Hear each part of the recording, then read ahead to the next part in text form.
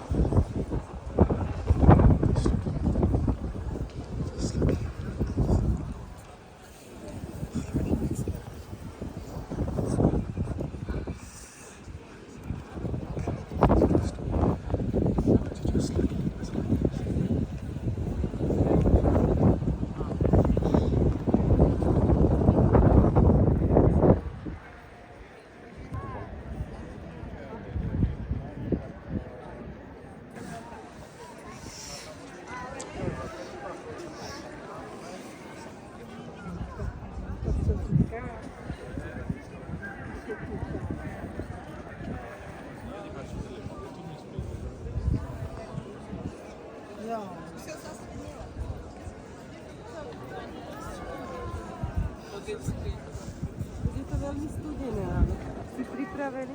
Nechod tam za ní odvíc.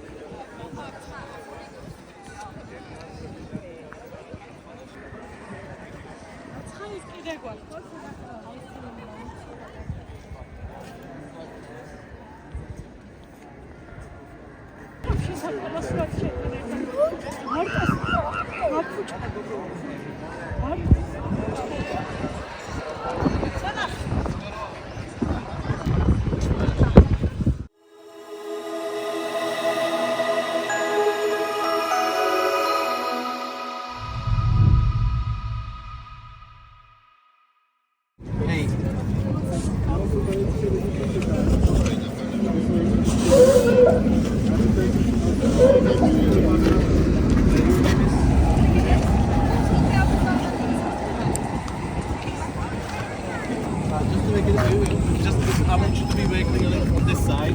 Castle tour. But you all need to check in. Did you all check in with Mazda? Are you 72 by the way? Yes. Otherwise, everyone checked in. You guys just checking now. I'm waiting for the castle. Okay, we're still missing somebody with the name Sebastian. For people, nobody like that here. No Sebastian. No Luvania. Julia, 2 people. Mary. And then like Victoria, 5 people, nobody like that here.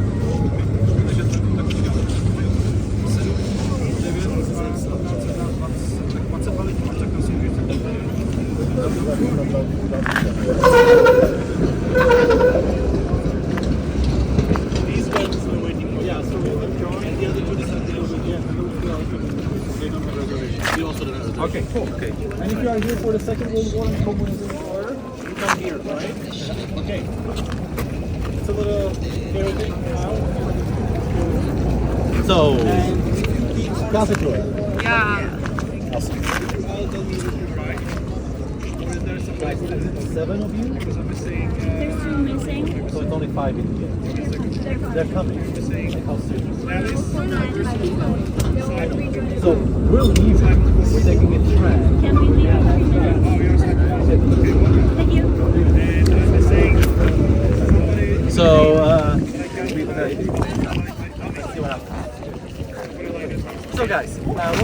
castle tour. And my name is Jakub. I'm going to be your guide for today. Jakub is a Czech, Slovak, and Polish people say Jacob. You can call me Jacob if you want. It's Jakub in the Czech language. I'm sure you must have heard this name before. Where are you guys from? Nice. So Jacobo in Spanish, Jacob in India. Where are you from? Is this the World War II tour? Yeah. Okay. Are we from Romania? What do you say in Romania? Where are you from? Excellent. Where are you guys from? Portugal? Jaco? Tiago? Yeah. You guys from? Germany? Jakob? Jakob. Turkey? Jakob. Excellent. Where are you guys from? Israel? Jakob. Hebrew? Excellent. Germany? Jakob. Jacob. Okay, 1, 2, 3. Okay. Where are you guys from? Sorry, you Greek? Arabic. So it's basically the same. Yeah. It's the same as in Turkish, basically. Okay? United States. Jacob for you. You together? 3 of you? Yeah. And you're from Australia. New Zealand, Oh, I'm so sorry. Auckland. Yeah, Auckland. Yeah. Oh, sorry. Right. So, alright. And so that's me. And now, guys, we're going to do the castle tour together. But if you don't know, we're not at the castle right now. This is not the castle. So we used to start a tour back in the days up on the Prague Castle, but it was a kind of a disaster because what kept happening, people came to the wrong tram stop, or they came to the right tram stop, and about once or twice a week people got fined on the public transport because they didn't know how the public transport system works. So we're like, okay, let's just meet here. Make sure that everyone has a ticket, and we're gonna take the tram together. Okay, so that's why I told everyone to have a ticket for the public transport. Do you all now have a ticket for public transport? Yep. You do? Yes. All 5 of you? And your 2 friends? Okay. You do? Okay, cool. So can somebody show me the ticket? Can I just use it as an example? So you should all have a ticket like this, unless you have your app on the phone. Anyone's using the app? Nobody? Or you have like a slightly different paper ticket, just black and white. Anybody has that one? No? Okay. I just want you to understand how to validate it, okay?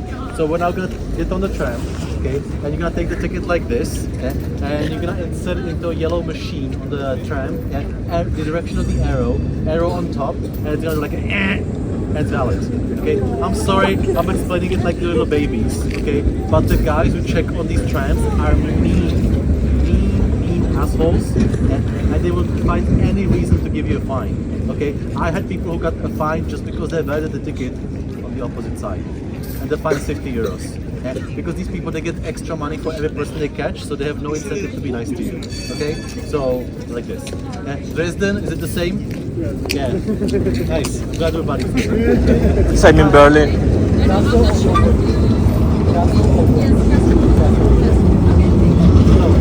explaining public transport to these people. Do you have a ticket for public transport? So you guys want a ticket for public transport? How many? 4. Okay. So everyone else already has a ticket. You don't. We're taking a tram now together. And on the tram, okay, everyone else is voting their ticket in the yellow machine. You guys are coming with me to the orange one. You're gonna play with cards. Okay? Just take it. Hi. Hi. Castle tour? Okay, what's your name?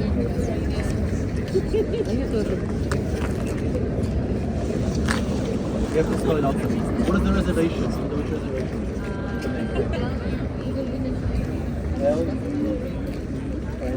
L-I-A? How many people? 4. And what's your name? Victoria. Victoria? With a K?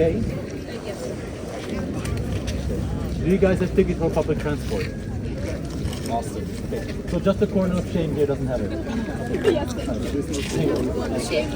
Yeah, go to the shame corner. I'm downloading it. We have it at any moment. Okay, cool. Right. So guys, we're gonna take the tram, okay? And we're taking the number. Okay. We're taking the number 22 or 23, and we're taking it for 4 stops. Okay? Yeah. What number tram? 22 or 23. Okay, how many stops? 4 stops. Good luck, guys. I'll see you on the other side.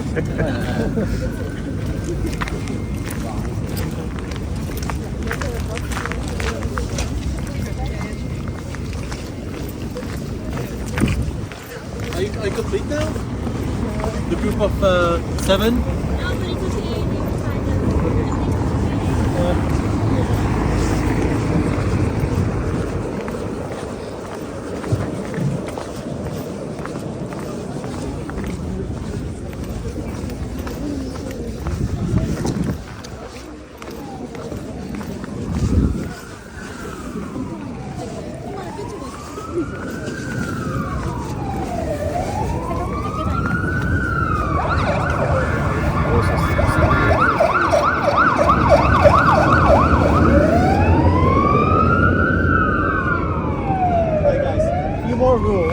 So spread out, look for the yellow machine, yeah? Don't get on the same door that I'm getting on. Yeah, use the entire tram.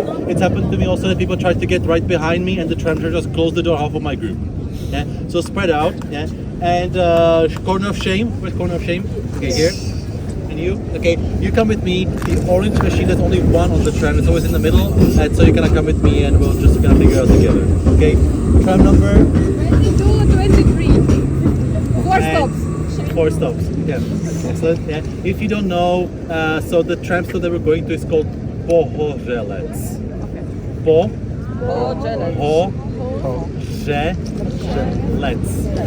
Okay. Yeah. Don't get surprised. Also, obviously, the previous stop is gonna say next stop Bořivoj. Okay. So don't get confused by that. Yeah. It's 4 stops, meaning you don't count this one. So 1, 2, 3, 4. Okay. Let's see how many people are there at the end. What was the worst outcome? How many people did you lose? I don't think I've really ever lost anyone. Oh, wow. I actually gained people sometimes. They multiplied on the tram. The laugh train. Exactly. I'm glad you get it. And so yeah, I was gonna say something. Yeah, sometimes what happens, the second stop is called Pražský and it switches to English and says this is the Prague Castle. Don't get out on that stop because there are lots of different ways to get to the castle, and we're using the 4th stop instead of the 2nd one. So that's actually like I did lose people once that way, and they got out to the 2nd stop. What's that? Alright guys, what is it?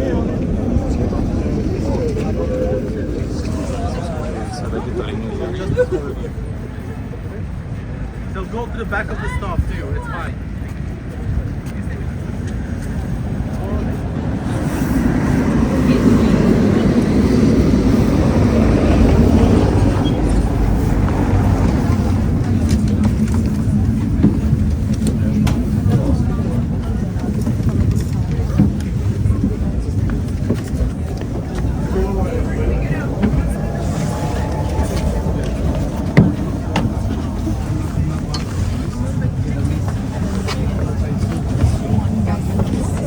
Where do I validate my ticket?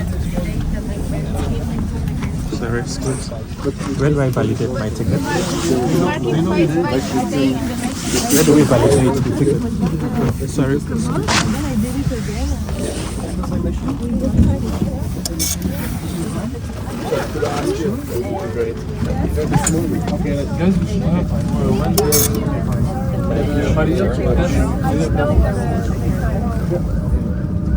Guys. Thanks a lot.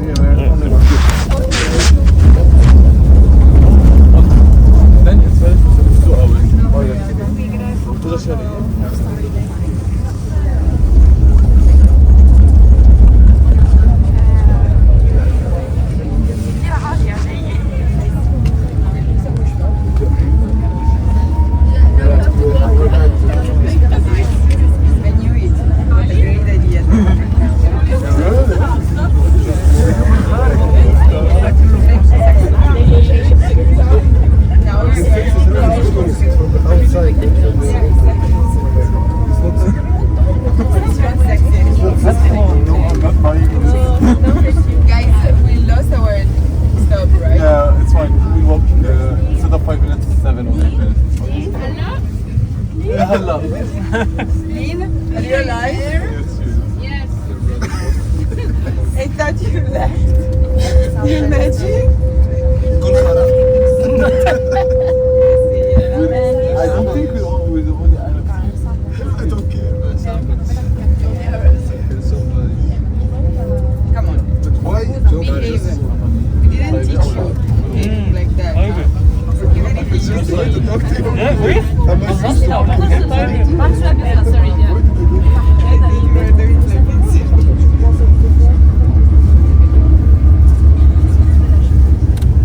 Thank you for touching me with your dirty jacket, huh?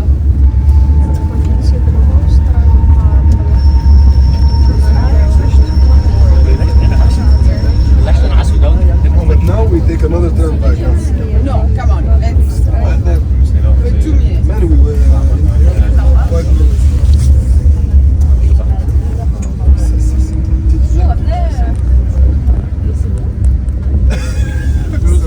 He was looking at me like this.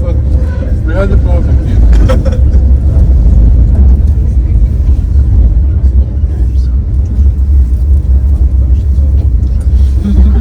Can I see him get this guy?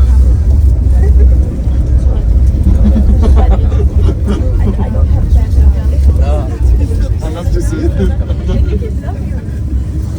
So can I see him get this? Just like.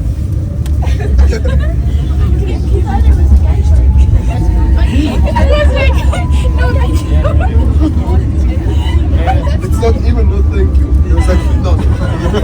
You did it? No, I think that's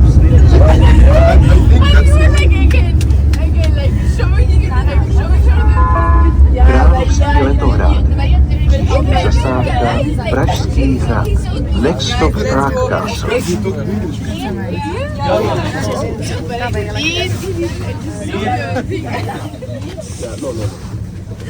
Okay, go. Yalla, go back.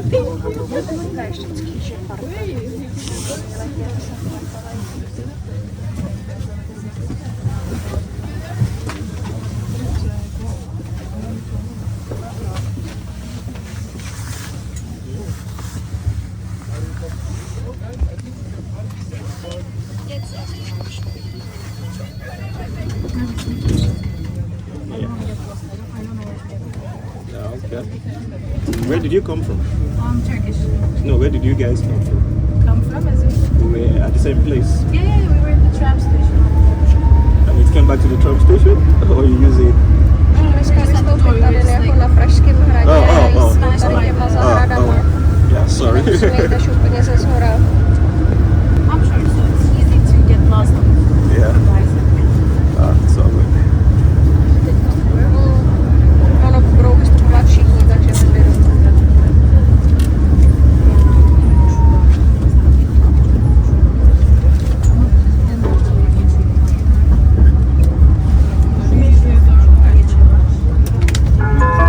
Pražský hrad. Exit here for Prague Castle. Příští zastávka Brusnice.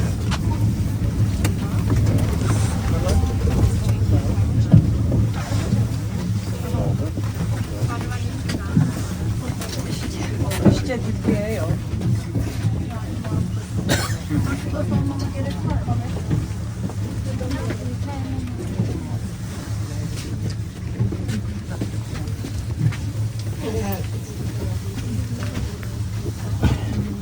To se mi vyplatil dílet. No, tady nejvíc je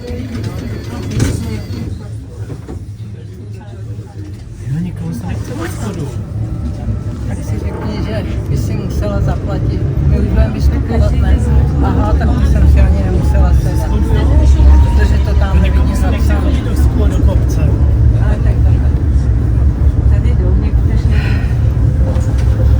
Já zase nerad chodím z kopce.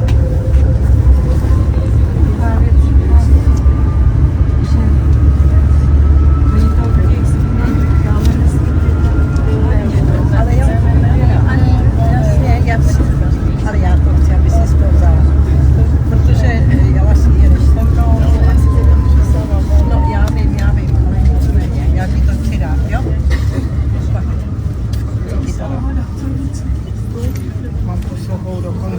Ještě neotevřelo. Asi není stanice ještě, ale to bude.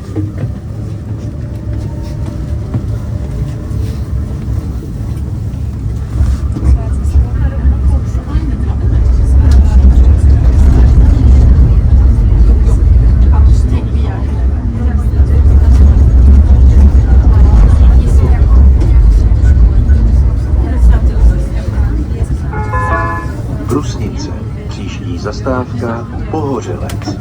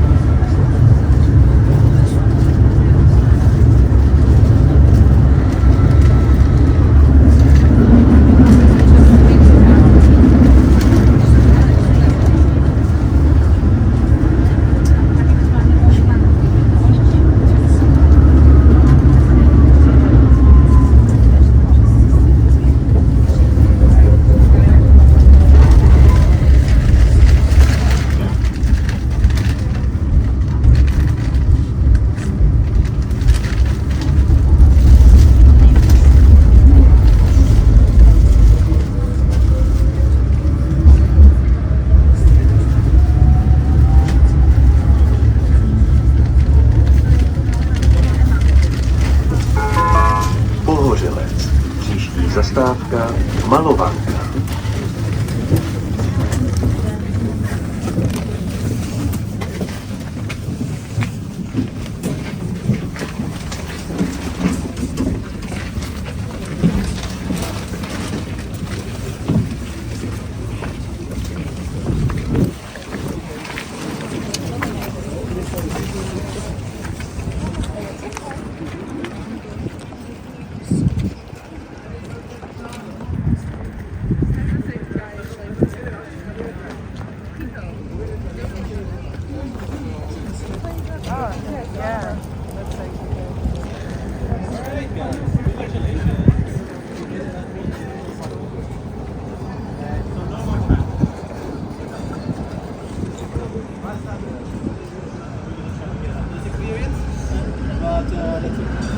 Now I can finally count how many people I have.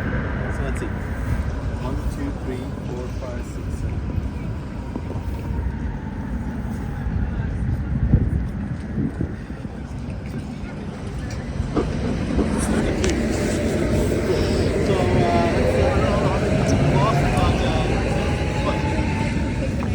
Who is?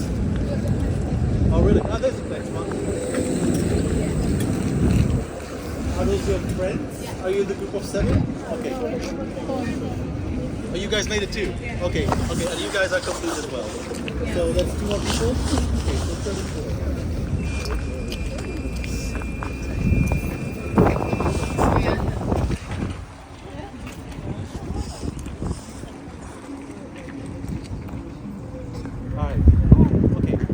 As I said, last time we used the track. So now if you don't know what happened, we took the track to the highest point. And from here now we're walking through the whole castle and castle district this way, downhill. It's downhill from here.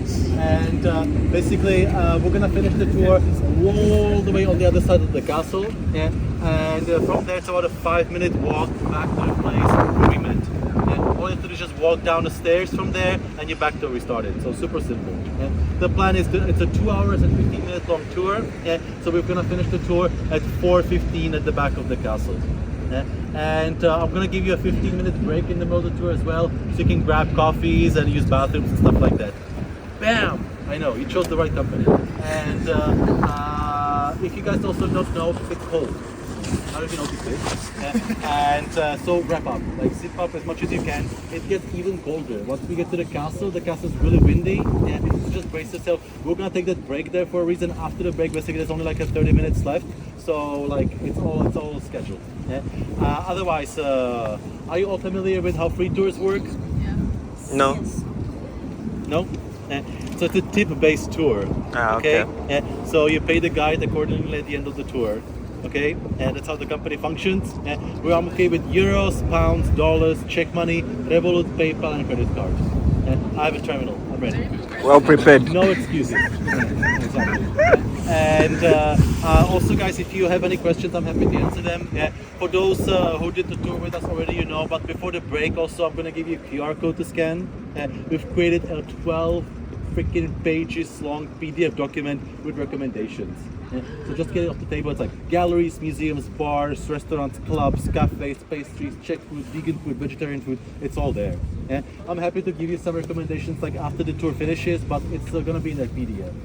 We also have a YouTube channel. Anyone knows about our YouTube channel? Nope. No. So we have a YouTube channel. It's really good. It's linked in the PDF as well. We do videos of Prague. And otherwise, just read it like off the table. So we are now at the edge of the city. And basically the wall of the city used to be right here. So we are now on the northwesternmost corner of medieval Prague. The wall is about 5 minutes from here. And that way are the new parts of Prague. There's absolutely no reason for you to go there, but it's there. If you don't know, Prague is a city of 1.3 million people. And basically the medieval part is just a tiny part of the actual city. If you like adventures, you can explore other parts of the city. I sometimes like doing that too, just go to random neighborhoods, but it's up to you.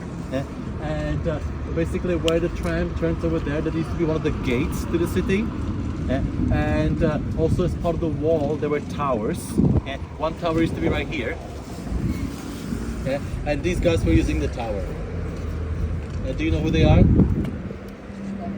Astronomers.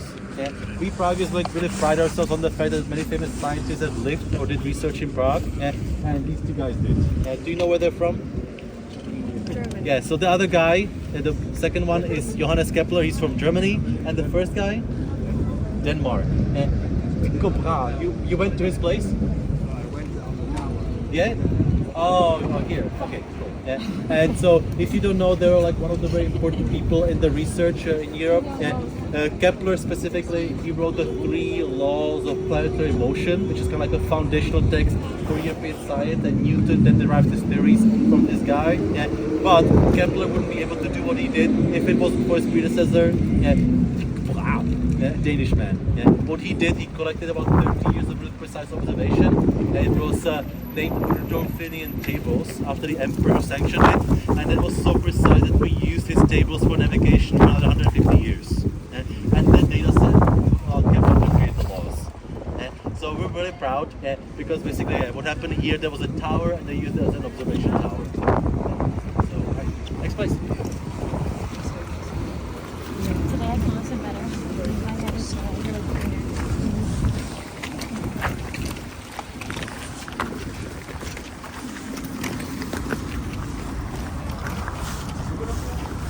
I need somebody to help me. Can you help me hold? Yeah, Let me sure. zip up. Thank you. Look, electronic awakening, the church.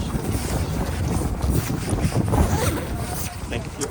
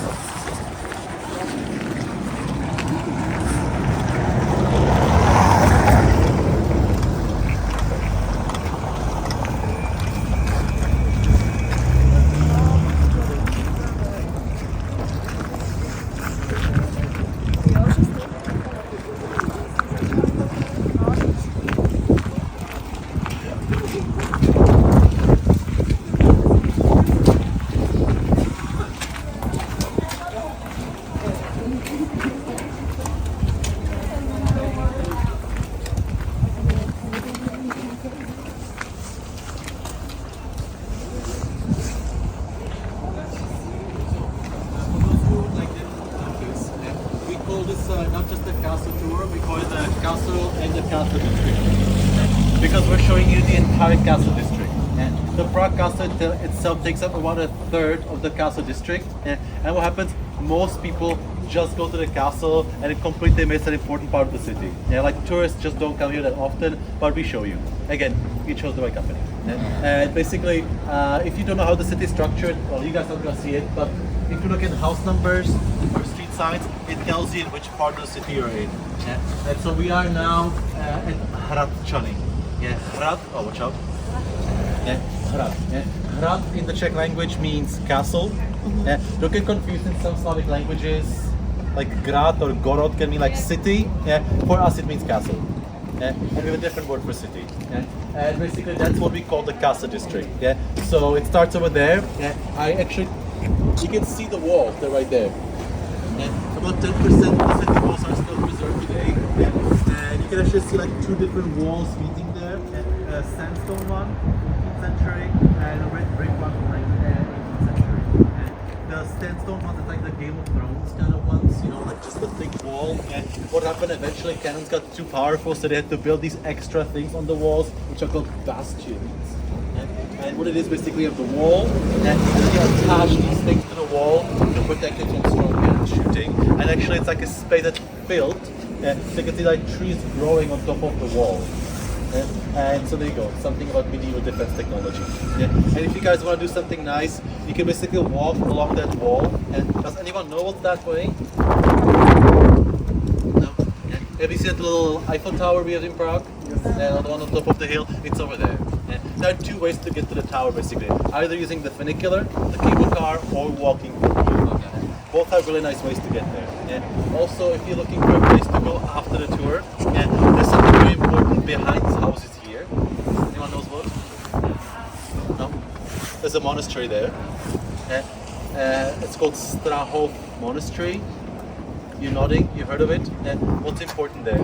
It's just on my list that I did on Google. But do you know why it's important? I would like to learn it. So there's a famous library and an art gallery, but the most important thing that's there, because it's a monastery, beer. Yay! Yay! So if you don't know, one of the ways that monks used to make money is by making alcohol. Here and in Belgium they used to break beer. In southern states they used to make wine. In the Alps they used to make, you know what? Like absinthe, for example. That's made by monks. God, that's very strong. Yeah, it's no joke. You can buy 80% one in Prague if you want. And basically, the brewery is still there. They've been brewing beer there for 700 years now, and still today. It's named after the patron saint of that monastery. This order is originally from France. They're called Premyslid, and then the saint is called Saint Norbert, and so the beer is called Saint Norbert. It's very good. I'm just saying, it's there. And it's also a restaurant, so you can go and eat there too. The simplest way to get there, the main gate is like by the wall there, but there's this little thing over there by the ATM. It's like a little tunnel, we call it the mouse hole, Myshidíra. That's how you can get there as well. Right. Otherwise, if you don't know, it also tells you that we are in Praha 1. So we have the same system as Paris or Vienna. There are numbered districts. Number 1 is the medieval part. That's already Prague 6. I grew up in Prague 2. You don't need to know that. But just so you know, again, Prague 1 is like that 1% of the actual city. Okay.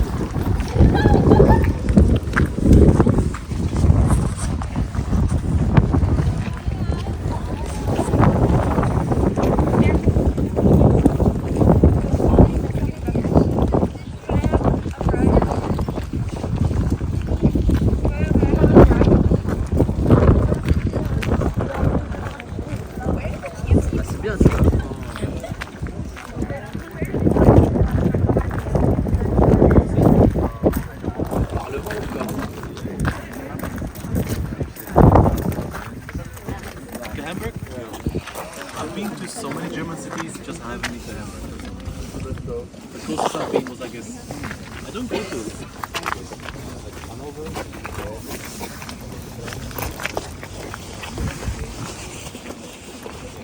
I mean, in Rostock, I was nobody goes to, why would I go to Rostock? Yeah. I took a ferry to Sweden. Oh, okay.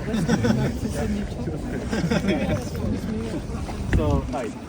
So guys, just to make it again like kind of clear, so do you know which country you're in? Yeah? Okay. And so you are in the Czech Republic. Okay. Yeah. How old is this country? 31 years. 1993. Okay. Yeah. So before this country was called something else.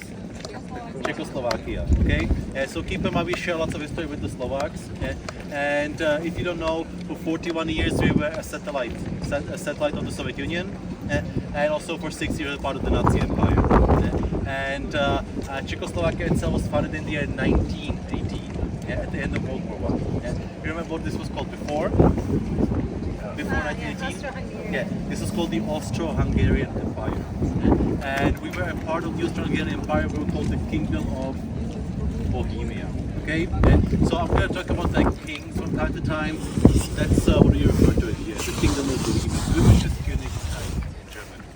And I sometimes still get asked by people if we have a royal family. So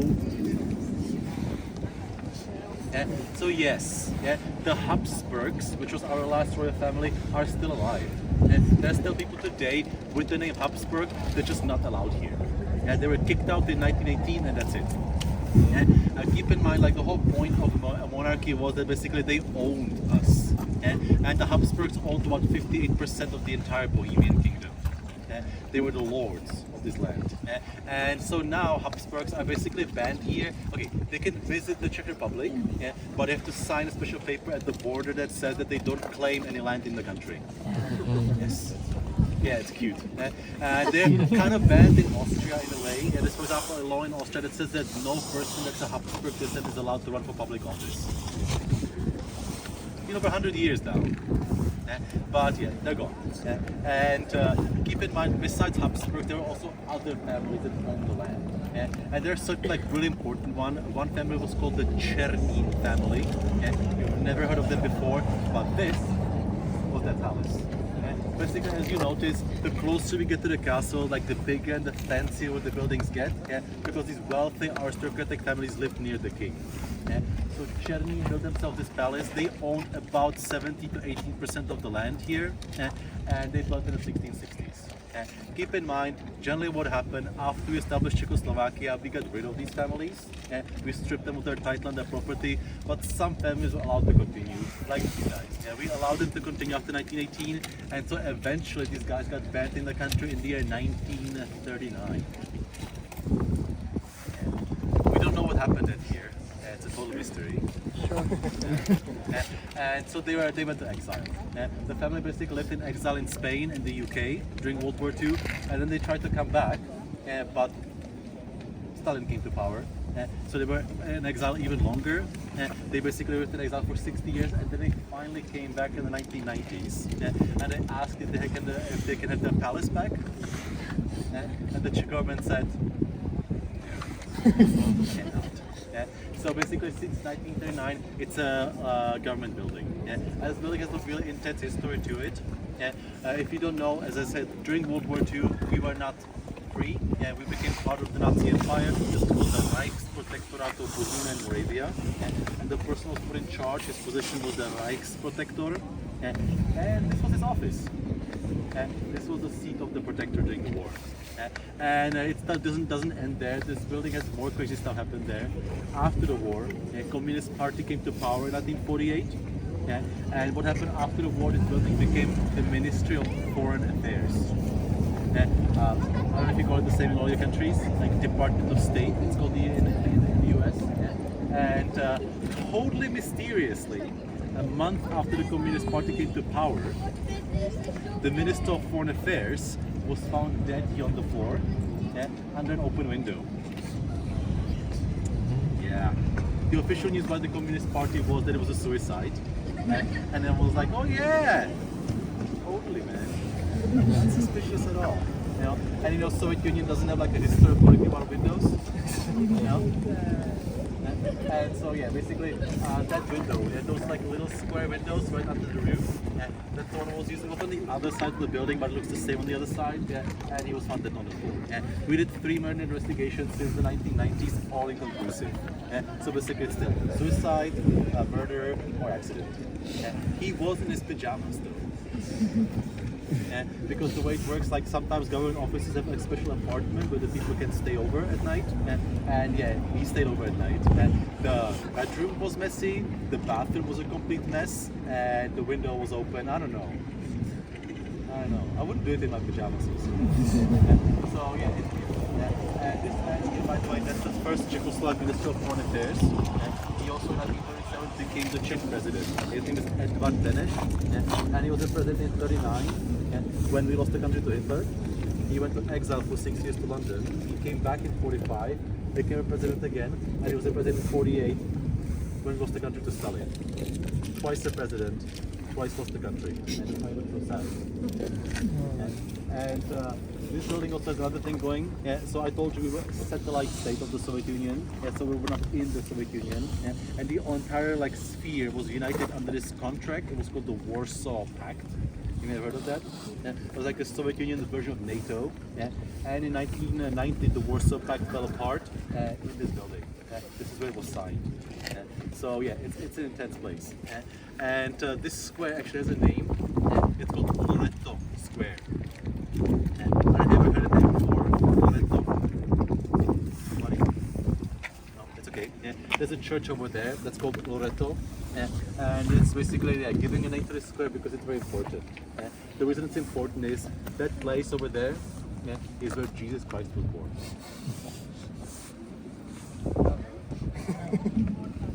Yeah, right there. People go for pilgrimage there.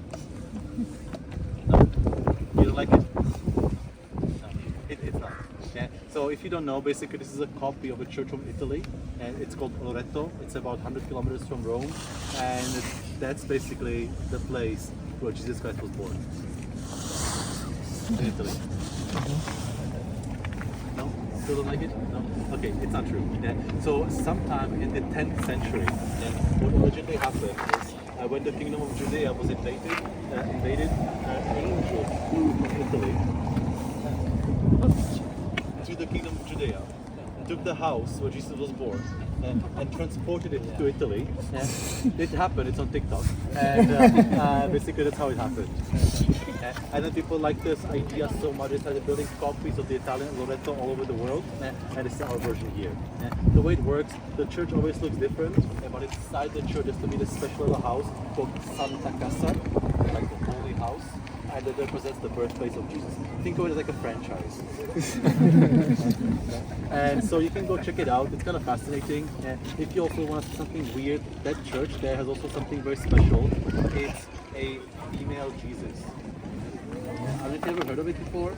No. She's known like in Italy and Spain as Saint Starosta, and it's a woman on a cross with a beard. Never heard of it? Yeah, it's really crazy. So, sorry? Yeah. So it's actually funny. She's an unofficial patron saint of gender-fluid people. Yeah. But the story goes that she lived in like southern Italy, and basically her father wanted her to marry somebody she didn't want to marry. Yeah. She prayed basically be free from that marriage, and she woke up the next morning with a beard. And so the wedding was called. But it's a really weird thing. You can see it in a few other countries, but yeah, this one exhibition here, it's like a little, basically, yeah, a statue of a woman on the cross. Yeah, what it should be. Alright, next place.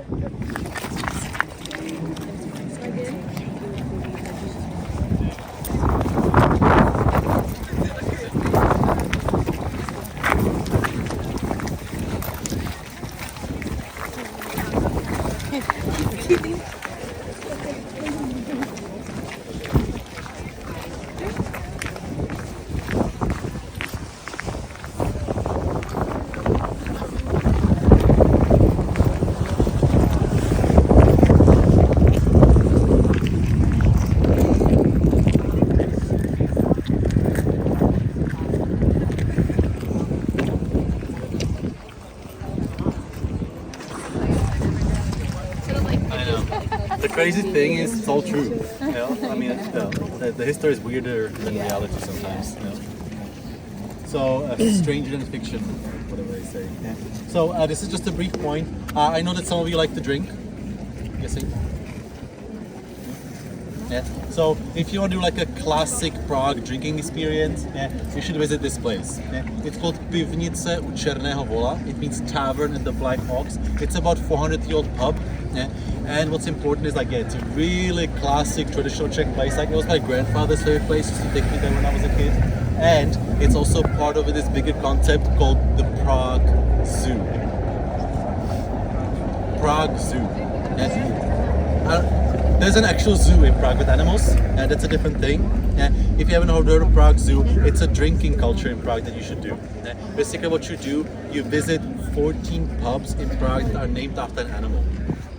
I usually start here at the top of the hill with the Black Ox, and then you continue, and you go to the 2 cats, the Red Lobster, the Green Frog, the 2 cats, the White Tiger, and so on. And just Google it, look up like Prague Zoo pubs, it will give you the list of the places that you're supposed to go to, and you should have a beer in each of them. So good luck surviving. All in one evening. All in one evening, ideally.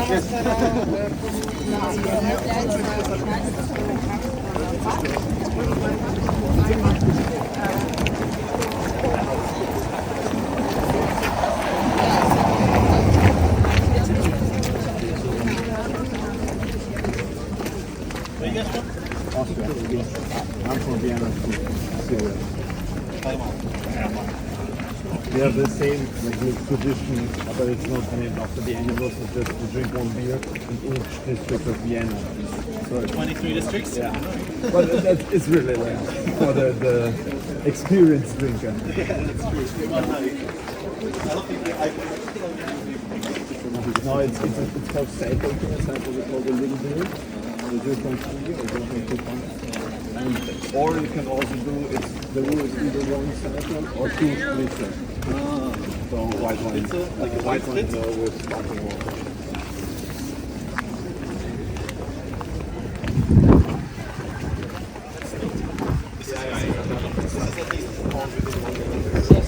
I did. It's only the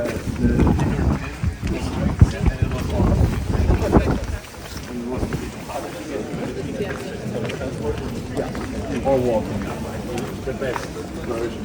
I don't know how it's Prague, but in the end it's not. It's just the first time it's logical, like in order, and after this it just goes all over the place. the Prague side starts in the center, and after this all the way to the end of the city. How were they? Huh? 22. How were they determined?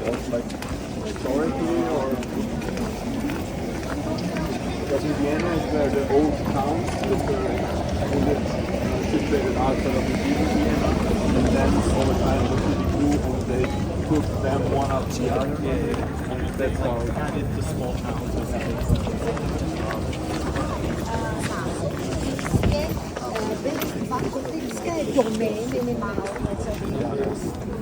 The Nazis did the same with Vienna.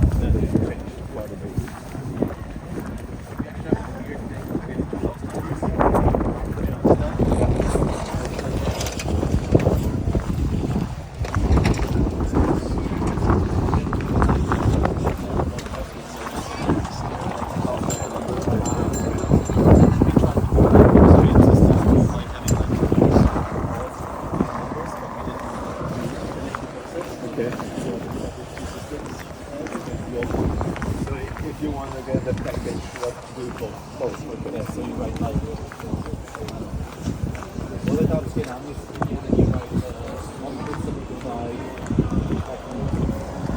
And then probably for the margin number or maybe the stairwell number. Okay. Sounds complicated.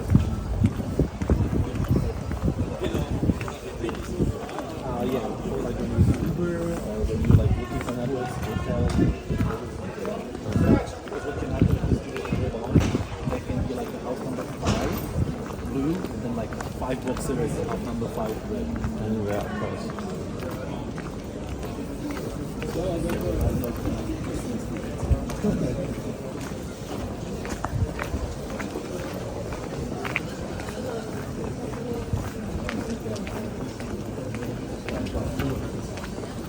Last time I was in Vienna, was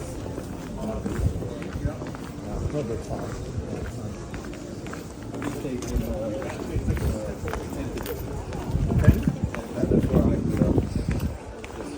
we just stayed in like in Vienna. And we went to see the weird old like a cabin. Yeah. You know, that was weird. The Bohemian. Yeah, that's where the first school was like and went to the Bohemian part of the standard one. On the weekend, that's just like really must. Because it's a lot smaller, not so crowded, and also not so capitalized like the big Prague.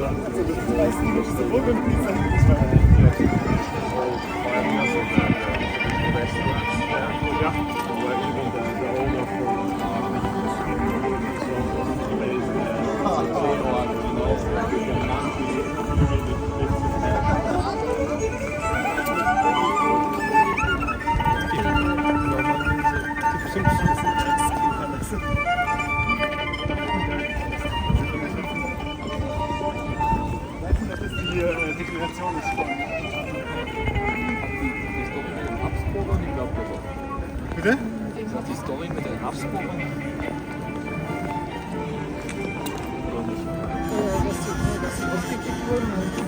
Ja, vor allem, dass sie, wenn die hier einreisen müssen, vertreiben, dass sie halt das Land mehr besitzen. It's like Schwarzenegger, it's like the declination of Habsburg or...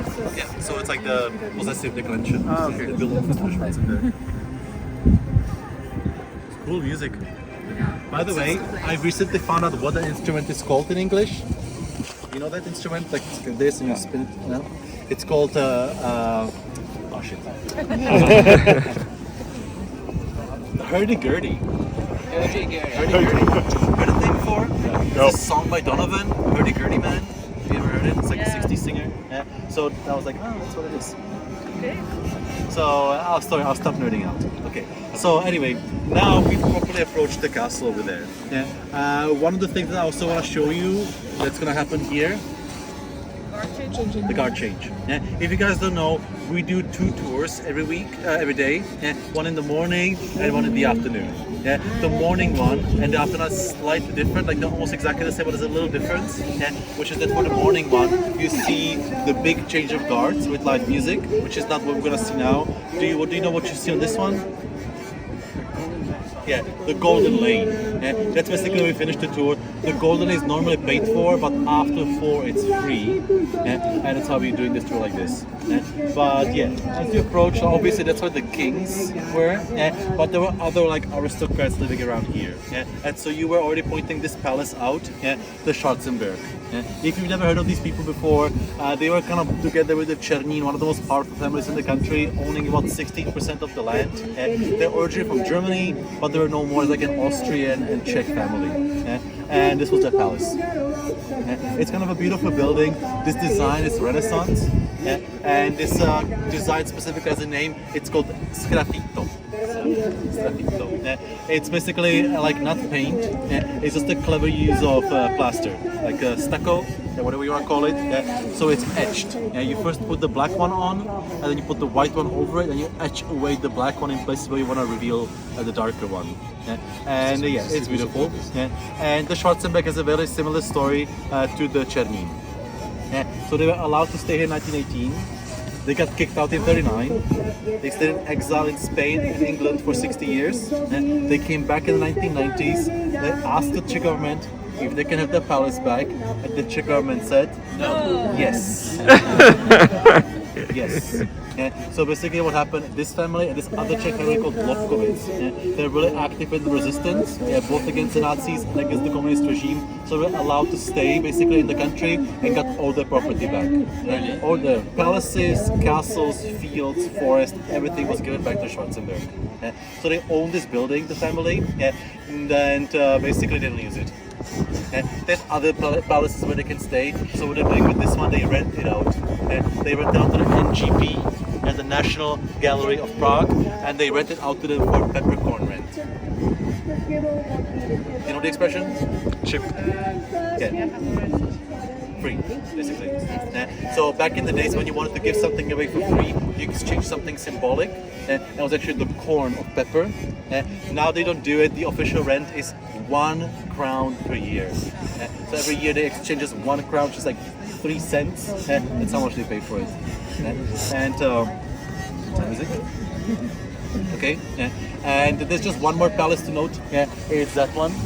It's called the Tuscany Palace. You've probably heard of Tuscany before. So basically, when rulers of Tuscany came to Prague for a visit, they didn't stay in an Airbnb. They stayed in their own palace. And you know what famous family was in Tuscany? Medici, excellent. Medici stayed here quite sometimes as well. One was Gian Giovanni di Medici. He stayed in Prague from time to time for about 10 years, simply because he was married to a Czech woman. What happened is the ruler of Medici had no children. He was 45 years old and decided to marry him to a 23-year-old young Czech noble lady, young, old. And the purpose of that marriage was simple: babies. After 10 years, no babies. And didn't work out. He moved back to Florence. It simply didn't work out because she was a devout Catholic and he was fertile, as far as we know. Well, he was gay. And basically, apparently, she just could not stand him. It's kind of a tragic story, but basically, in a way, Medici's partially died out in Prague. We're kind of proud of that. It's gonna be motto of Prague. Prague, where the Medicis come to die out.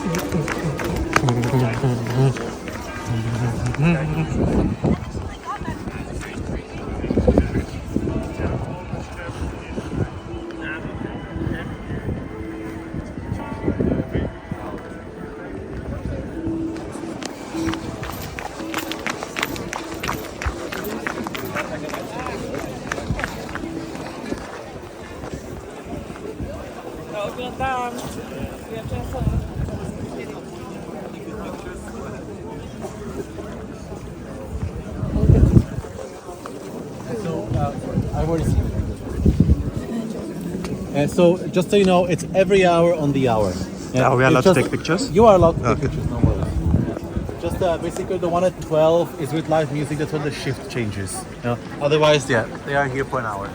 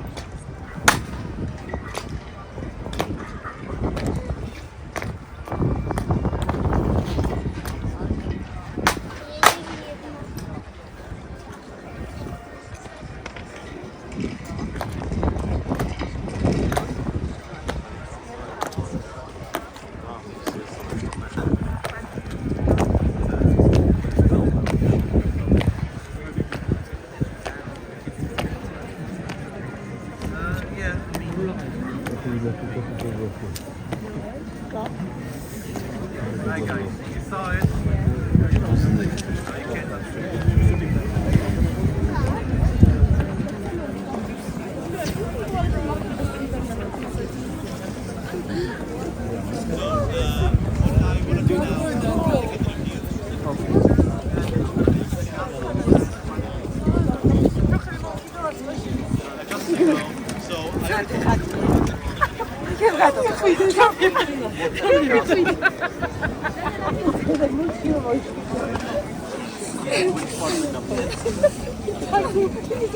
So the president's office is at the castle, and that's why these guards are here. They're the guards of the president, simply called the castle guard. And that flag over there is the flag of the president. Some countries have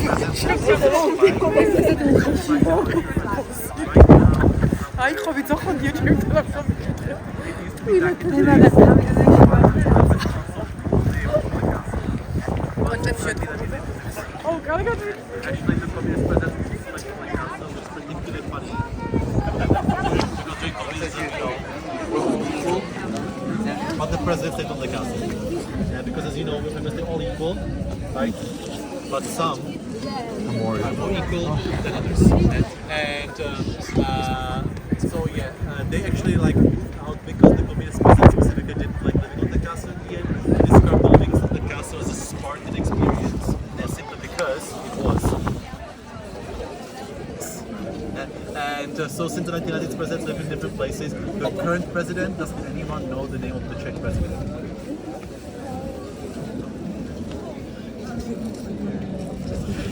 His name is Petr Pavel.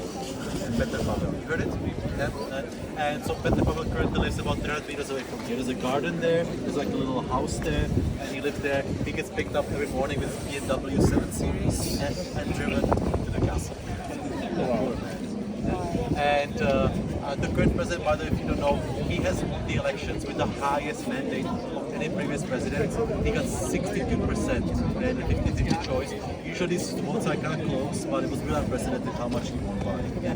What probably helped him, he's a former NATO secretary, and he was elected just this year. Basically, yeah, the conflict in Ukraine, basically, and his support for it, like basically majorly helped him get lots votes. And the other guy was an insufferable oligarch, so that helped him too.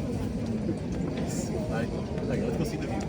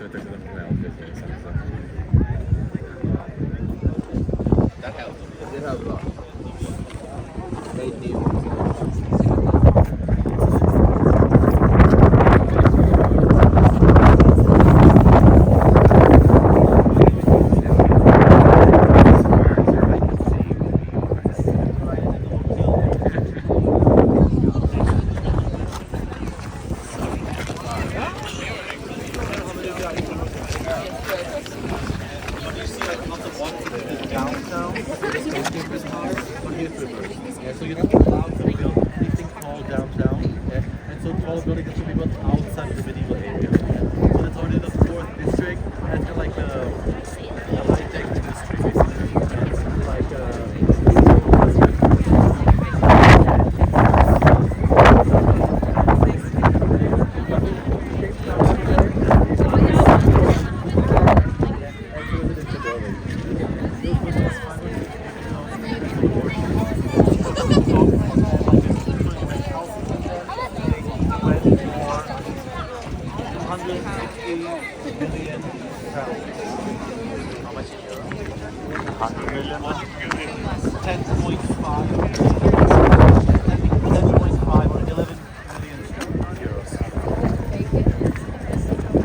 No. I don't know who bought the second one, but the first one was bought by Jaromír Jágr. Jägermeister. You know who it is? No, you don't know. No, do you know who I'm talking about? Huh? No. Jaromír Jágr, it's a nickname is Jägermeister, but it's an ice hockey player. One of the top NHL players in history. What is his nickname? Jägermeister. Jägermeister.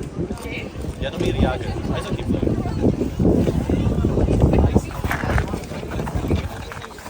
Also, you should know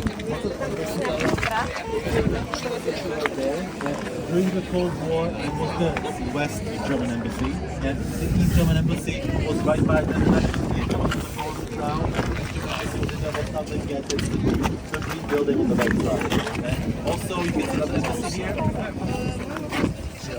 And the US.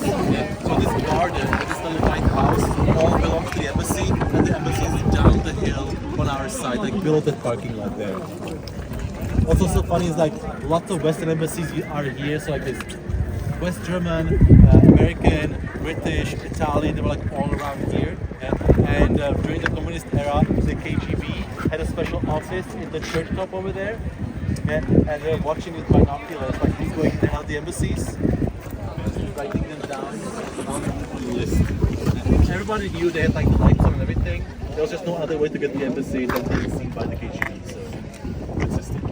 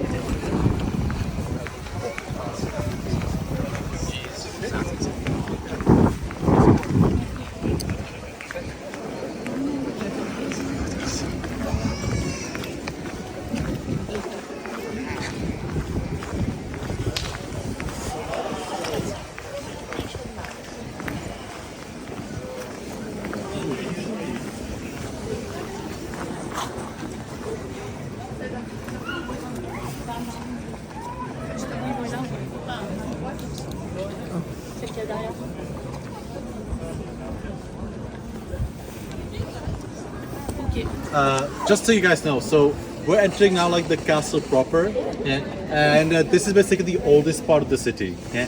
One, it's about 200 years old. One thing that you should note, obviously, when you look at the castle, it doesn't look like a castle. In English, when you say castle, you imagine like a stone building with walls and everything. This used to be like that. Back in this was actually a stone castle. It's just eventually, during the Habsburg period, it was turned into a palace. But basically, like the castle was a castle. Here, where we stand, going this way, was the moat. Moat?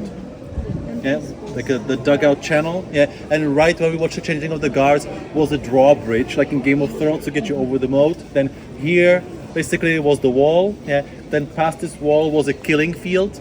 You know the expression? A lovely word. It's a field where you kill people. Yeah, basically what you do, you build a wall, yeah, then you have a killing field, and then you have another wall. Yeah? And so the people break through one wall, and then they try to break through the next one while being killed from the walls. And then the actual castle proper started there. Yeah? And what I'm going to do now, I'm going to take you to the cathedral, we're going to take the break, yeah? And then we're going to walk to the rest of the castle, all the way to the Golden Lane over here. That's where we're going to leave you. Yeah? And after the Golden Lane, you can just leave the castle this way. Yeah? There's the stairway here, it's a metro, 5 minutes. Yeah, back to basically the place where we started like here. Yeah? And just also, you know, you can visit the entire castle for free. Yeah, but if you want to go inside the buildings, you have to buy a ticket. Okay, I'll show you where to buy them. It's too late today. Yeah, it's between 9 and 4 that you can visit the interior. So do it tomorrow. Okay.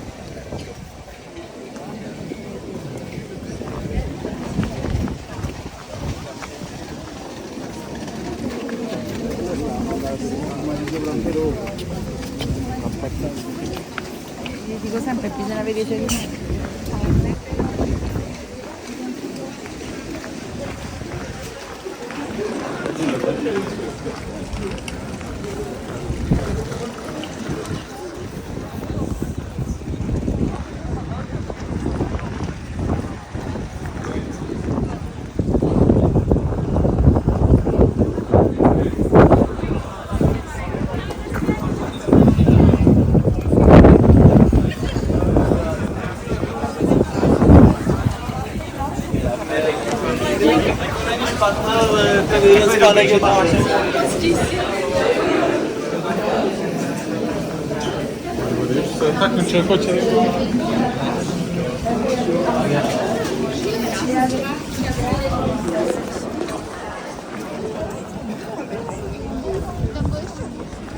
Tam byliście?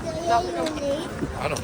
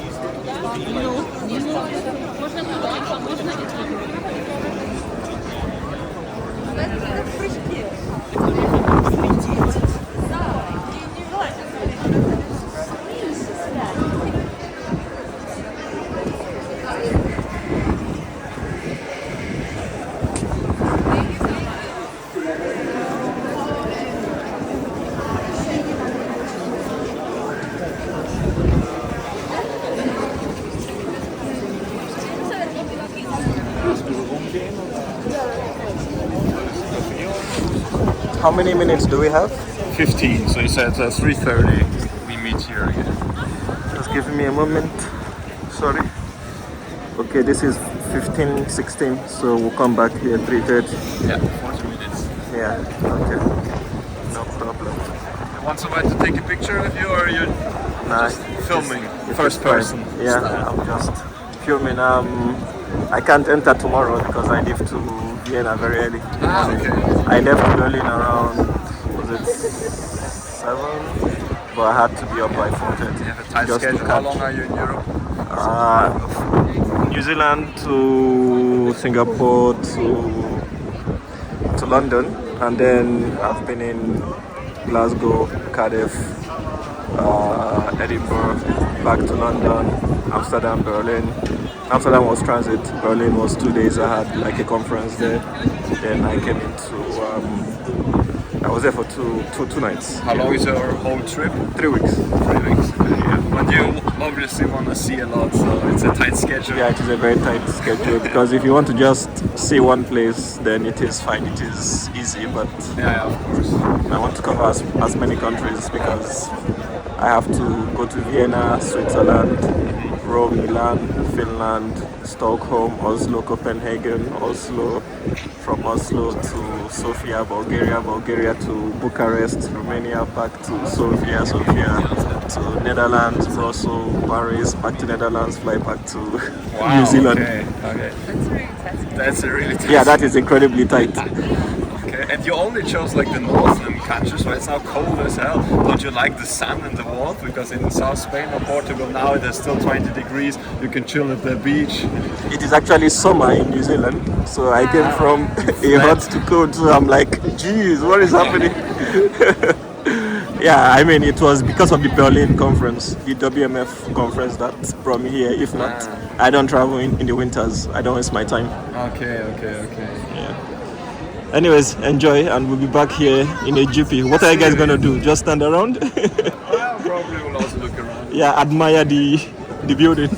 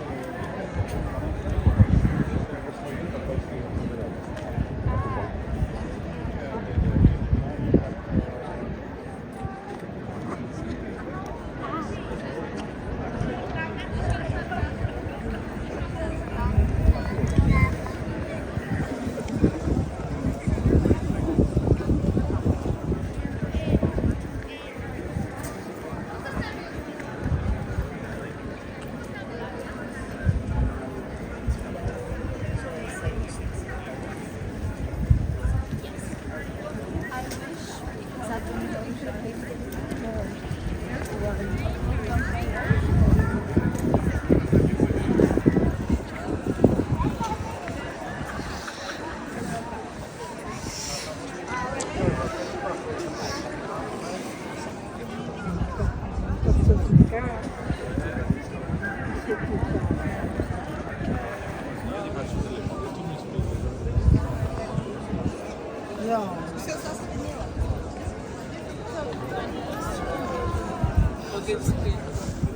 to velmi studené, ale jsi připravený?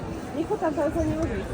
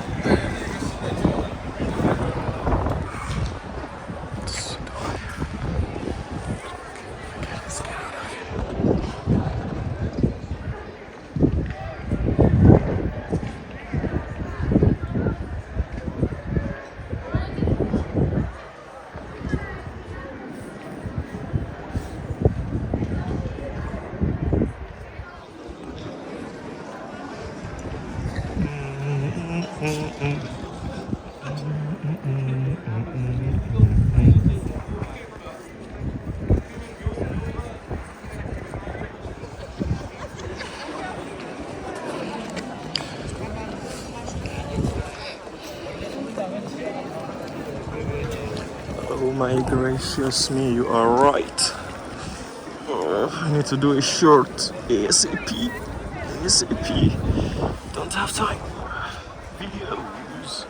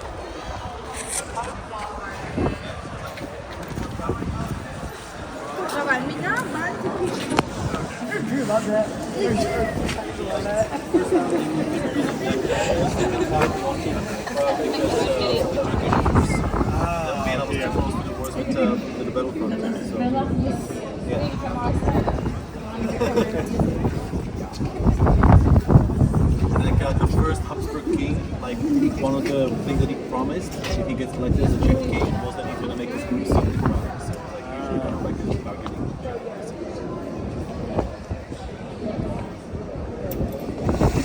Okay. I have no idea. 34 people, was it? Looks good. Right. So,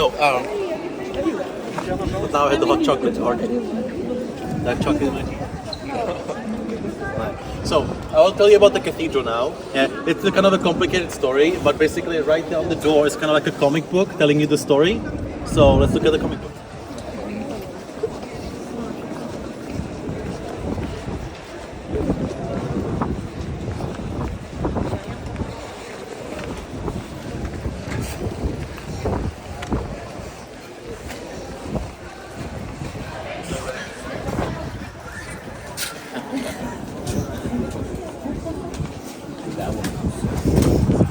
Yeah, very wheelchair accessible. There's this YouTuber on a wheelchair. I forgot what his name is. He like visits different European cities, you know, and he was complaining how bad Prague is for wheelchair access. Right. So, in case you guys don't know, this is like kind of like a core of the Czech history. This place, and Prague Castle is by far the oldest part of the city. We have archaeological records of people living on this hill since 3,500 years ago. The first people who settled here were Celts. The Celts that lived in this region were called Boi. That was like the name of the tribe. That's where the word Bohemia comes from. It was named by the Romans. Both Bohemia and Bavaria, Bayern in Germany, they come from the same name. The Bois originally don't come from here, they come from Bologna. That's why Bologna is called Bologna. It's all related. And then the Bois were basically replaced by a Germanic tribe called Marcomanni. Remember that story? If you never heard of them, you definitely, at least some of you, seen the beginning of Gladiator with Russell Crowe. Remember that battle at the beginning? Between the Roman Empire and this Germanic tribe? That's the Marcomanni. That battle took place near what's today's Vienna. And those were living here, and then Czechs, Slavs, we came from the east in the 5th century. We settled on this hill, and for the first 300 years we were pagan. Pagan, everyone knows that word? Yeah? Okay. And basically the god that the Slavs celebrated, the main god was the god of harvest. His name was Svantovit. And basically it was celebrated by Slavs like from here all the way to like northern Germany and the island of Rügen, if you heard of that one. And the pagan sacrificial place was right here on the hill. But then basically we eventually turned Christian in the 9th century. And what happened is basically this king named Saint Wenceslas. There's some people from the UK. Nobody? UK? You heard that name, Wenceslas? Yes. The Christmas Carol, Good King Wenceslas. It's okay. And basically you can see him right there. And what happened is he decided to make the country Christian and decided to get rid of the pagan place over here and replace it with a Christian church. What happened is he ended a war with the Saxon kingdom, and the Saxon king gave him a present. It was a relic of Saint Vitus. You never heard of Saint Vitus before? That's him. No. In Italian, you call him Vito. In English, you don't have that name. In English, the name is Guy. You know, like there's Guy Fawkes, for example, or Guy Ritchie, the director. That's the like English version for Vitus. It comes from the French name Guy. So in French, this is called the Saint Guy Church. And basically, the relic that was given to Saint Wenceslas, you can see it right there. What is it? It's an arm. So an arm was given. If you don't know, Saint Vitus is from Sicily. He was killed by Diocletian, a famous emperor, by being boiled alive in oil at the age of 12. And so his deep fried arm was eventually brought to Prague, and basically the pagan place was taken down and replaced by the Rotunda of Saint Vitus, which you can again see in that picture there. Then crunchy arms, like a chicken leg. And eventually, what happened? The little rotunda became a basilica in the 11th century under King Spitihnev, and then in the 14th century under King Charles IV, it became this, the cathedral. Cathedral usually means that it's the seat of the bishop. At the time in the 14th century, Prague was elevated to the seat of the archbishop. Before we were under the archbishop in Mainz, Germany. And basically they started building this third church in 1345. And it took them 3 weeks to build it. 3 weeks? No. 300 years? More. More than 300? More than 300 years. And more. still building it? No. It's officially done. The official construction lasted from 1345 until the year 1929. Wow. Yes. Kind of like the Berlin airport. And it's kind of normal. It often takes a long time to build these structures. But basically, it looks the way Charles IV wanted it to look. They kind of know that they're not going to see it finished. But you know, that's just part of life. If you want to understand how great these projects are, it's hard sometimes with certain churches to figure out how much they cost. I get sometimes asked like how much did it cost. We don't know.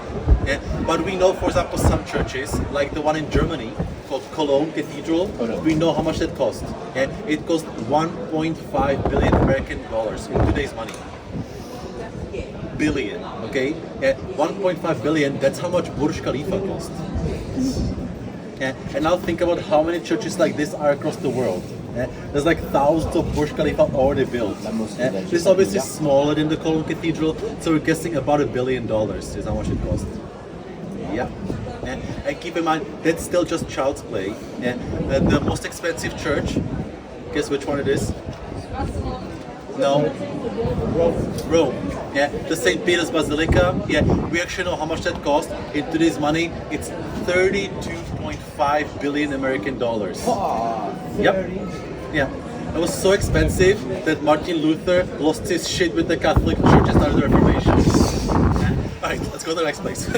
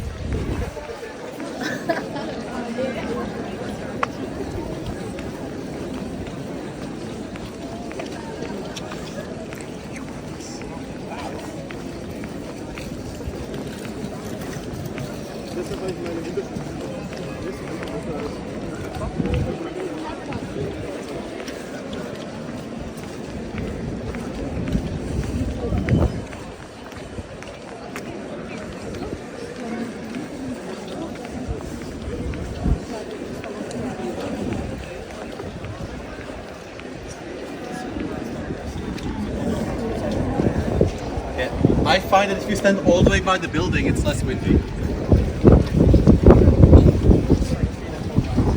Yeah, sometimes.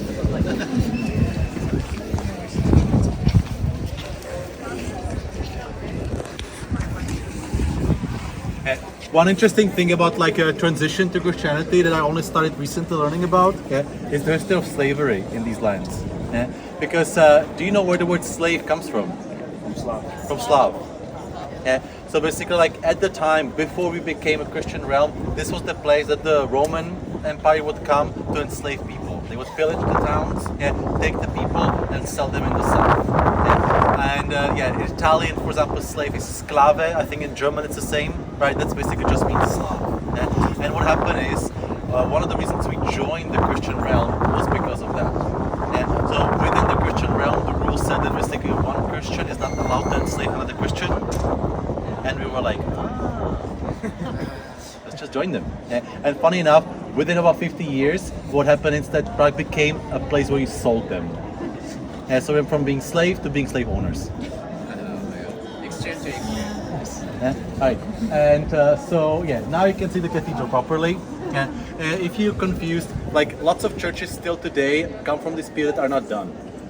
And there are still, like we were talking about, the statues are missing. That's basically part of it. Some parts were still not done completely. But generally what happened, Charles IV and his son built one half of the church, added everything from the back to the clock tower. And then basically for the next 400 years we didn't do much. And the only thing that happened like Rudolf II, you see the big R over there, a Habsburg emperor in the 1600s, paid for the golden decorations, and he also finished the tower. See how there's Gothic, and then it switches to Renaissance? It's a different style. And basically the second half was built in the 19th and 20th century. The reason we built the second half was just basically a big middle finger to Austria. Because we tried to basically separate from the Austrian Empire, and it's like a point of pride basically, because Austrian government didn't want to provide any money for finishing the cathedral, so Czech did a public collection and collected money to finish the second half. But they were following the plans from the 14th century, so it looks the way it's supposed to. You cannot tell the difference basically. Like sometimes people think that the oldest part is the dark one over there, but actually that dark part and this clock tower are from the same time. The reason that is dark over there is because of a fire. In 1541 the castle burned down. And so if you want to be like super nerdy and you want to be able to tell which part is old and which one is new, look at the stones. The stones in the old part of the church are less regular, and also stones in the old part have a dot on them. I don't know if you see the dots, like when you for example look around the clock there, see that each stone has this white spot in the middle? That means it's medieval. So if you want to lift the stone in the middle, you just use a claw with a spike on it. That's basically what they did. They carved the stone, made 2 holes on the side of the stone, it was only like 3 centimeters deep, and then you grabbed it with that claw, you lift it, placed it, and then you covered the holes with cement. That's that. When you look at the new part over there, you don't see any dots anywhere. It's dirty. And here you can also see another building. It looks kind of out of place, but it's not. The church is out of place. This building is the old house of the bishop from the 11th century. It's just like, that looks weird now. What definitely does look weird is an obelisk. We still don't know if we like it or not. It was put here in 1928 to commemorate the 10-year anniversary of Czechoslovakia. It's one piece of granite, and it is what it is. Notice, like, we have any English people here? I think so. It's not stolen from Egypt, at least something. We made our own.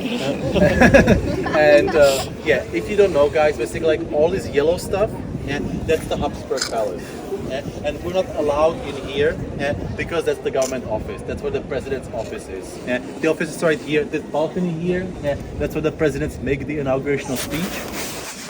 Wave, smoke. And basically after the inauguration speech, the next thing that the president has to visit is that thing over there. Now let me show you.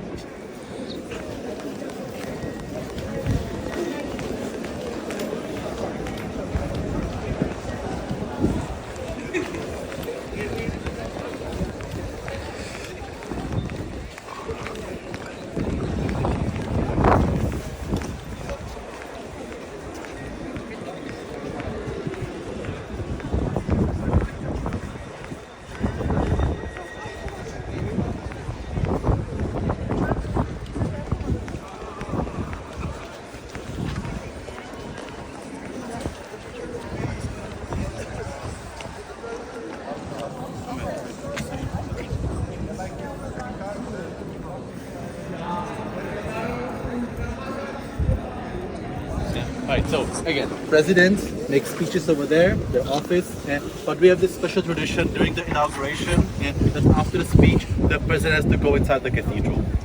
So they walk to the side entrance over here, which we call the Golden Gate, and they go in and they go into that room where you see those golden bars. That's the chapel of Saint Wenceslas. That man I was talking about earlier, who like started the whole thing here, and basically what they do in that chapel there, they go see the crown. So we still have our crown. We have an old 14th century crown of the King of Bohemia. And the president, as part of the inauguration, has to go and inspect it. It's called the inspection. He's not allowed to touch it. He's just kind of like. Yes, it's a crown. And there's always a TV crew and everything. We have the 4th oldest crown jewels in Europe. And again, it kind of illustrates like the wealth of the country from back then. There's no official price put on that crown, but it's 22 karat gold, 3.5 kilos of it. And rubies, pearls, and diamonds brought from Africa and India, and pearls are brought from Thailand actually. And it's like the crown, then you have the orb, and then you have the scepter. But there are a bunch of other things that used to be part of the crown jewels. One of my favorite thing, it's not anymore here, it's now in Vienna, but it was the spear of destiny. Anyone knows what that is? Yeah? Jesus got stabbed. Exactly. Yeah, Jesus, when he was on the cross, he was stabbed by the soldier into the back, into the side, and he bled from that wound. Yeah. So the spear of destiny traditionally would be held by the European emperors to symbolize their power on earth. Yeah. The way it looks now, it's like a spear with this golden sheathing around it. That sheathing was actually paid by Charles IV. And he paid a lot of money for these things. So again, I illustrate like the amount of money it costs. So for example, when the church was built, there was a rule that 1% of the national treasury has to go toward the decorating of that chapel every year. Okay? 1% of the national GDP went to decorate a room every year. And the skull of Saint Wenceslas, for example, was encased in gold as well. I mean, we paid for that one from our taxes. And next thing that Charles IV also had paid for is this mosaic. I mean, again, we paid for it. And it's a custom Last Judgment. He invited Italian artists from Venice to make it. It's gold and precious stones. And it shows special kind of Last Judgment. Last Judgment? What happens, good people go to heaven, and bad people go to hell. You can see devil over there. That's pretty standard. But then you can also see Jesus there in the middle. Jesus? He was an influencer back then. And, and what's custom basically is below Jesus, you see those 6 people there? Those are Czech people. Obviously the Bible doesn't talk about Czech people. But Charles IV wanted to make a point that basically when the Last Judgment happens, the Czech saints will be there. All the 2 people there, the guys in the middle. It's Vitus and Wenceslas. And also, obviously, Jesus, saints, and then Charles IV and his wife. And those 2 blue parts there. It's Charles IV and his 4th wife. They all died of natural causes. So he didn't kill them like Henry VIII. The first one was French, and she died of Black Death. We were kind of talking about that. The second one was Polish, and she died giving birth. The third one was German, and she died giving birth. And the fourth one over here, she was Polish again. She also Pomerania. The dogs? Pomerania, do you know where it is actually? At the Baltic Sea? It's the Baltic Sea. It's like basically the northern coast of Poland. And that's where she was from. And she was okay. She outlived him by 30 years. Keep in mind, the reason she outlived him by 30 years is because when they got married, he was 49. And she was not. She was 16. Anyway, they're all 4 buried with him inside the cathedral. So about 30 kings and 5 of which were Holy Roman emperors are buried inside the cathedral. You can go see it when you buy the ticket. If you don't know, you buy the ticket right by the cathedral. The way it works, by the way, there's 1 ticket for everything. I'll show you the other places now.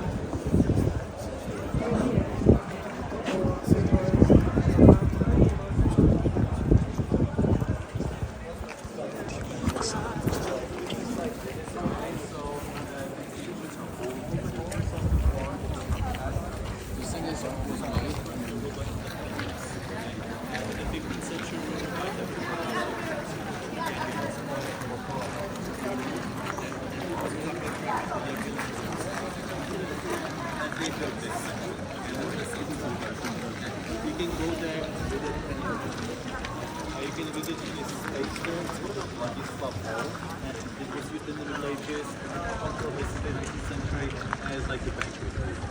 So activities and coronation parties, orgies. But one of the main design uses what is all, by the way, it's 65 meters long and kind of built. It was the largest unsupported space in Europe.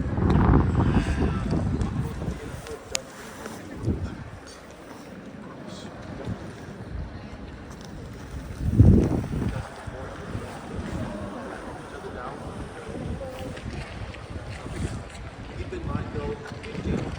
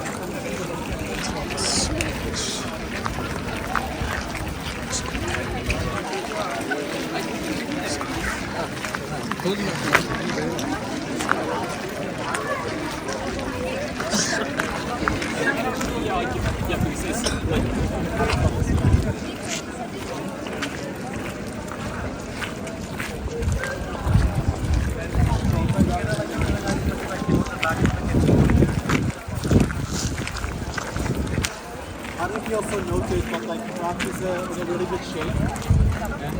Basically didn't get bombed during World War II at all. So it's like all perfect. Like this courtyard, there's 7 styles of architecture on this courtyard alone. It's hard to find a place like this. You know, there's a Romanesque basilica at the White Towers, a Gothic church, a Renaissance palace, a Baroque palace, and a neo-Gothic palace. And it was by the entrance for the horses.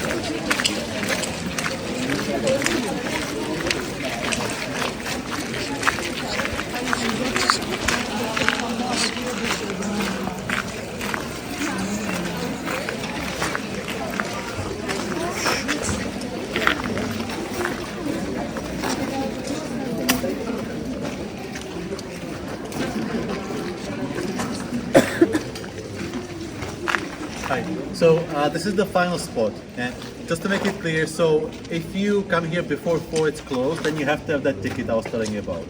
So the ticket is basically for the cathedral, the royal palace, the basilica I showed you, and the golden lane, but after 4 it's free.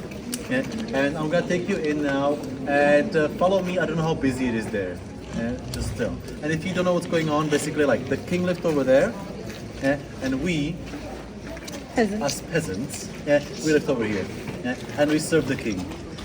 So you will see like the more residential parts, basically for regular, like, you know. Do you have a royal background, anyone?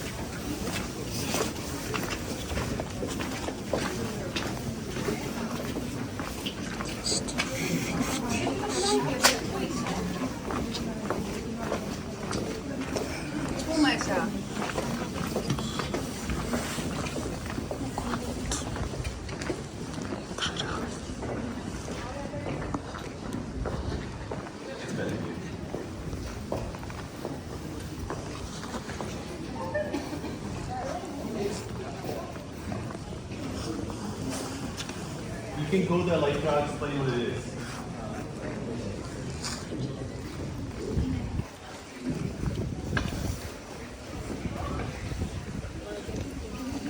Look up the deck. Only that is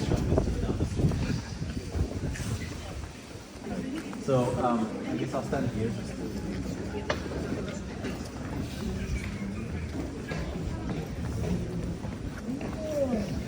So this is the final spot, guys. And I'm gonna leave you here after I'm finished, and you can explore it on your own. So you can see basically down the street is where you can go, but you can also go in here and over there. So gonna explore. Keep in mind, like, you're not getting the completely full experience. If you come to the castle again tomorrow with the ticket, I still recommend coming here again, because certain places are closed after 4. And as I said, this is where we lived. We know that basically in the 16th century the walls were upgraded and extended, and people were then allowed to build the houses into the wall of the castle. But it was usually people working for the king, so like the masons, carpenters, gardeners, maids, seamstresses, soldiers, they lived in these houses over here. And they were basically as humble and as small as possible, but people who lived there were like an entire family. And basically, if you come here before 4, all the houses are open, and they are all dioramas. Do you know that term? Diorama. It's like this moment frozen in time, and you like walk in one house. It's like apartment is preserved there. 17th century house of a seamstress, with all the equipment and the beds and the furniture and everything. And now the only thing that's open is I think 5 buildings, and they're all shops. But one of them, if you want to get something nice, at the very last shop is a charity shop, and the stuff that's sold is made by children with disabilities, so it can be like something nice for a good cause you can buy. And people lived here and served their king until the 19th century, but people lived here even in the 20th century. But by the 20th century there was no king, and it basically became an artist neighborhood. We have French people again. I'm thinking of like Montmartre. Yes. Am I saying it right? Yeah. Thank you. The neighborhood in Paris where the artists live was like a Prague version of it. Some interesting artists lived here. For example, that house at the very end of the street, the green one. My great-grandparents lived there. I'm very proud of that. They lived there in the 1920s. Around this time also, one interesting artist lived here. He lived in the blue house number 22, and it would be a writer called Kafka. So he and his sister, basically they kind of wanted to reconnect and rented a house together here, the number 22. We know that sometimes his sister would kick him out of the house because she had a lover coming. Spicy. So he went back to his parents, so not always did he sleep there. And if you also go like to the kind of back, there's one house with this like tiny little painting of an owl, cat curled up in the full moon. Around the time when Kafka lived here, the most famous Prague psychic lived on the street. And people came here. I wish I could experience that. Basically for like a tarot card reading and a palm reading and crystal ball. And the house is preserved as a diorama as well. She was a real lady. She actually apparently lived until World War II, and sometime in 1943 she predicted that Adolf Hitler was gonna die, and the Gestapo arrested her and killed her. And finally, if you guys want, you can visit this area. So you can go through the walls. There's an exhibition of like medieval weapons, medieval armors, and swords and stuff like that. And finally, you can go still over there, and there you can find actually the reason why this is called the Golden Lane. Does anyone know why it is called? The alchemy. So in 16th century, Rudolf II, the one who put the R on the tower, he kind of created like a safe haven in Prague for alchemy, because he himself was really interested in it. And it was like a safe place to go, because in some other places, these people could easily be accused of basically witchcraft and get killed, but in Prague they were safe. And the implication was basically that he invited them here so that they would turn for him less precious metals into gold. And they really were working on it, and basically here is the alchemist laboratory. So it's like a reconstruction of one, and in the underground is a what do you call it, like a furnace where they work with the actual metallurgy. And so not that far from Harry Potter actually. You can find the Philosopher's Stone there. Right? And then if you go to the very back over there and walk to the greenhouse, you can also walk past the dungeon and where the torture chamber used to be. It's open when you come before 4. Who doesn't like some torture? All right. And I think that's it, guys. Thank you very much for paying attention. If you have any questions, of course, I'm happy to answer them. Thank you. Thank you. Thank you.